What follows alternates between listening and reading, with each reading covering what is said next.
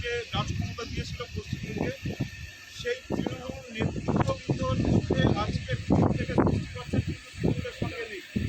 আজকে কেস খাওয়ার ভয়ে, মার খাওয়ার ভয়ে, বাড়ি ভাঙচুরের ভয়ে তারা তৃণমূলের ঝান্ডাটা আজও ধরে আছে।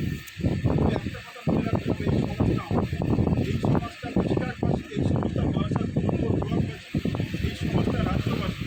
এর পরিবর্তন করতে চাইলে আমাদের বসিরহাট, বারাসাত ব্লক এবং রাজ্যবাসীকে এগিয়ে আসতে হবে। আমরা যারা এখানে আছি ভয় পাওয়ার কিছু নেই, কারণ যারা তৃণমূল করেন তারাও মানুষ, আমরা যারা আইএসএফ করি আমরাও কিন্তু মানুষ। আমরাই পারি এই সমাজকে পরিবর্তন করতে। আজকে নৌসাদ সিদ্দিকী প্রমাণ করে দিয়েছে ভাঙড়ের বুকে দক্ষিণ 24 পরগনায় জয় কীভাবে আনতে হয়, যেটা বসিরহাট কেন্দ্র যতটা ডেঞ্জারাস আমরা মনে করি তার থেকে কিন্তু অনেক পরিমাণে ডেঞ্জারাস হচ্ছে ভাঙড় দক্ষিণ 24 পরগনায়, যেখানে আরাবুল সরকারের বসবাস। আমরা সেটা জেনে আসছি।